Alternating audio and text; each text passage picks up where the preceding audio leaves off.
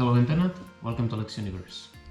So in this video we will talk about something that you might have noticed last week. I'm sure we have all watched the opening ceremony of the 2020 Tokyo Summer Olympics, and as you could see, all the national teams going on the stage displaying their own colors, their emblems, their anthems and the flags. Right out of nowhere you could see an Olympic team from a country that, well, you wouldn't find on any map or in any atlas of the world, and it is Chinese Taipei. And in this video I want to go through the history and development of this whole concept and idea of Chinese Taipei, how it was represented in many international events, why it is the way it is, how it was before, and possibly what will be the future. So if you're interested in that, let's dive in.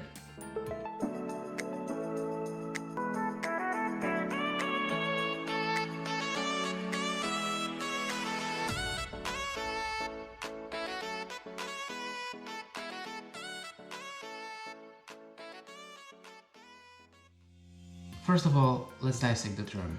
It consists of two words, Chinese and Taipei. Let's start with a less controversial one, Taipei. Well, it's a city. It's a capital city of the so-called Republic of China, or of the island of Taiwan, or whatever you want to call it.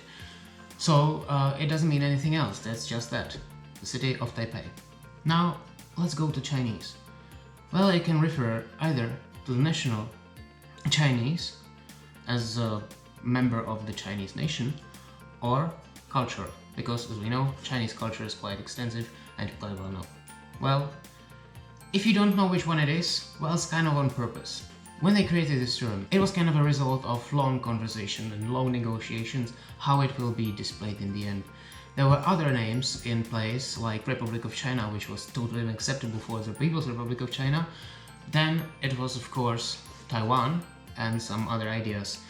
In the end, the most ambiguous and, well, not saying anything term was selected, so Chinese Taipei there is.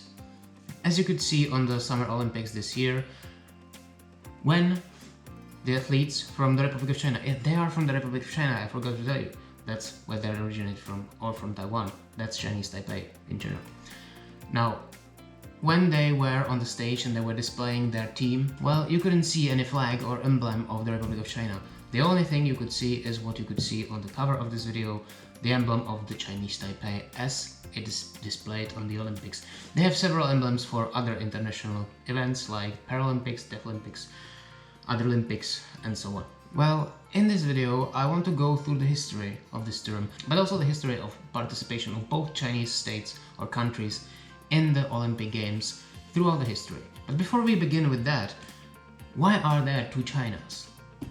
And are there two Chinas? Because even saying that, I have just alienated almost 1 billion people around the world. So we have to head back some 80 years ago. When we go 80 years ago to China, what we will find is a bunch of Japanese soldiers raping Chinese people, well, mostly women.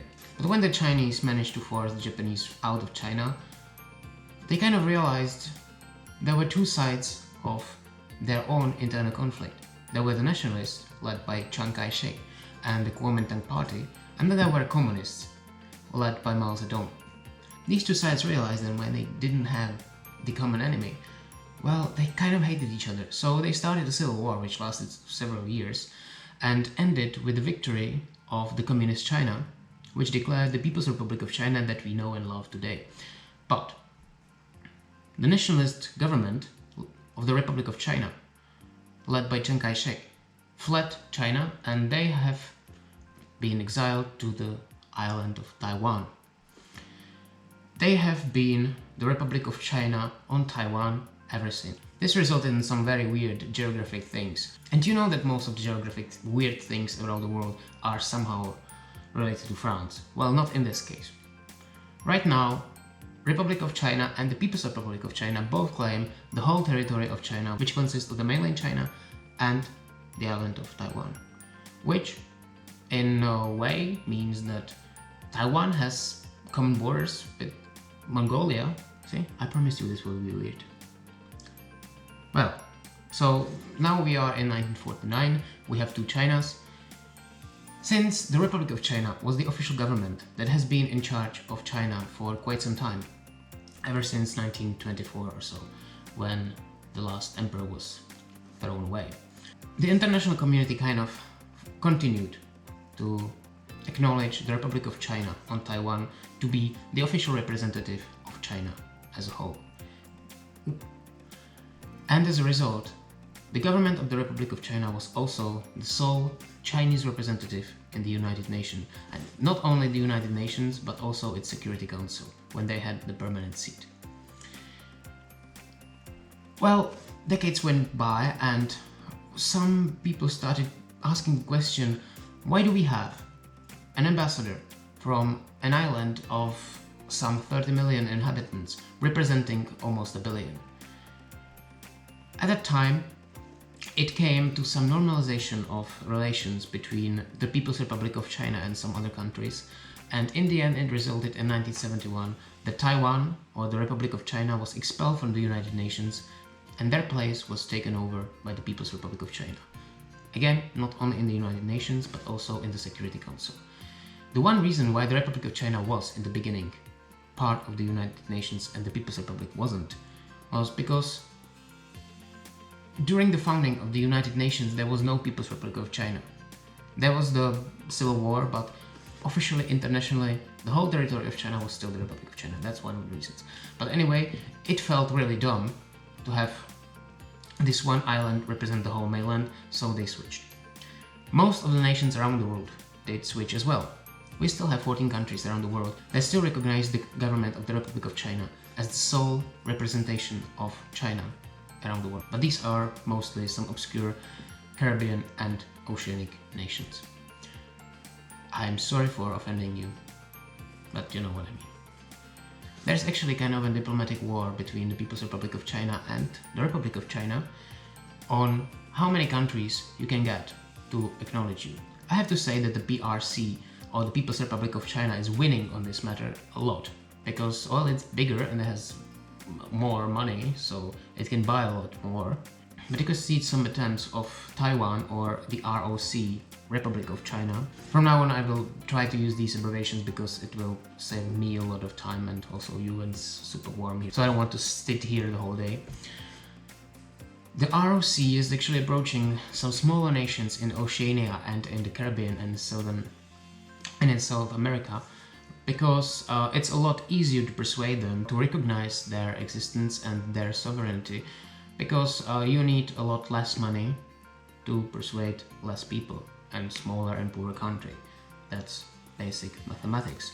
Why it matters is, if you think about how the United Nations work, every country, and no matter whether it's Vanuatu or the People's Republic of China, have only one voice, which means if you convince 20 small obscure countries to recognize your country, you already have 20 votes.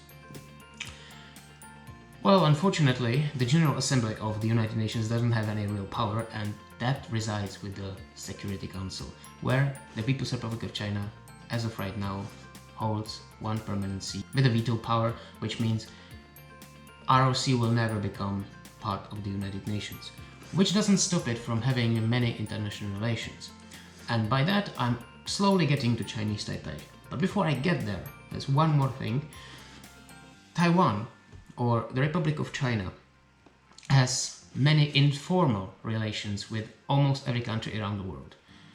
If you can see this map, you see that mostly Africa doesn't even have any informal relations with Taiwan, for a very good reason, because they get a lot of money from PRC and they don't want to alienate them. But most of the developed world does recognize officially the People's Republic of China, but also have some unofficial relations with Taiwan. These are maintained by the so-called Taipei Economic and Cultural Representative Offices. These are basically embassies. You cannot have an embassy if you're not a country, but, well, you can have some other office that basically is embassy, and by that somehow maintain diplomatic relations, even though you do not recognize each other. The thing about these unofficial recognitions is, well, although almost no country around the world does recognize Taiwan, the Taiwanese passport is actually more useful than the passport of people from the People's Republic of China. And truth is that since the Republic of China does claim the whole territory of China, anyone who's born in the PRC is also eligible to get the passport from the ROC. So if you are a Chinese citizen and you want a Taiwanese passport, you generally have the right.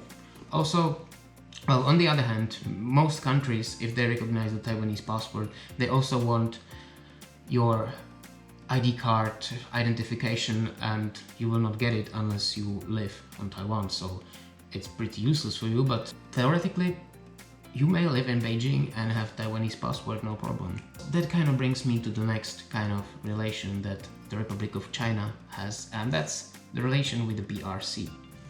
You see, they do not recognize each other, and any kind of relation between them does not go through the official channels. They have their own agencies, as the Mainland Affairs Council in Taiwan and the Taiwan Affairs Office in Beijing. These do communicate with each other, they do exchange some informal relations. Also, if you are a citizen of Taiwan, you may be able to get to the PRC, but not using your passport, but you will need to request a permit from the Beijing government, and vice versa. If you are a PRC citizen and want to go to Taiwan, you need to request a permission from the Taipei government. It's really complicated and it's really so stupid, you know. When you think about this, all that we have been talking so far for several minutes are just names. All these countries do have relations. They do recognize themselves informally, but no one is allowed to say that out loud. I mean, can you imagine how much effort we are spending on these labels all the time that we could be spending on something that's more useful?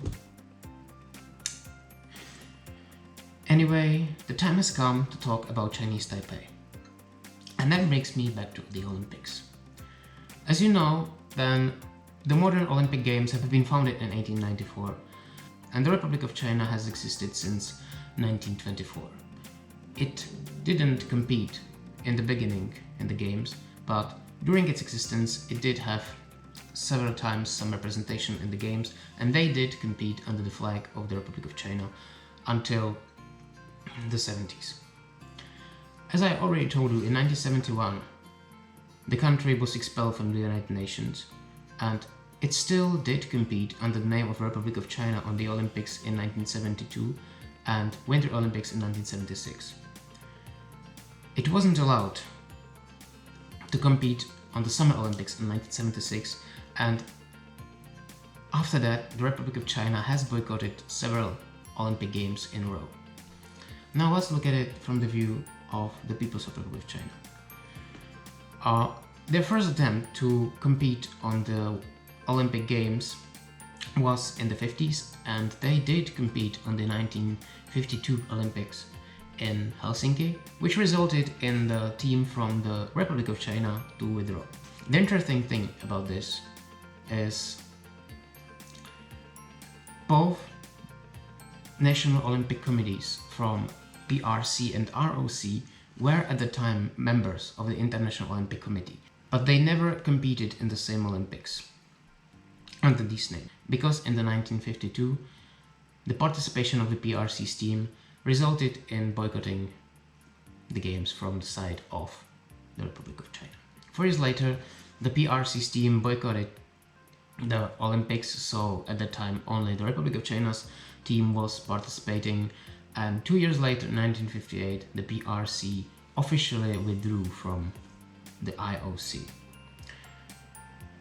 That brings me back to the 1970s. As a result, from the expulsion of the Republic of China from the United Nations, it started to be a problem for them to participate in the Olympic Games. There were several talks and negotiations between all sides of this stupid conflict, which resulted in 1979 with the so-called Nagoya Resolution.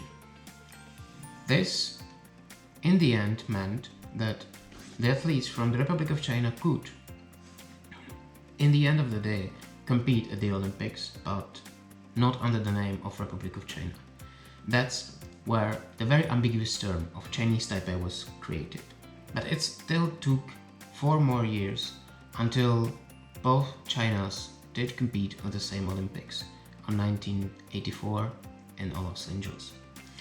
However, People's Republic of China was under their own emblems and the Republic of China under Chinese Taipei, and it has competed under this name ever since.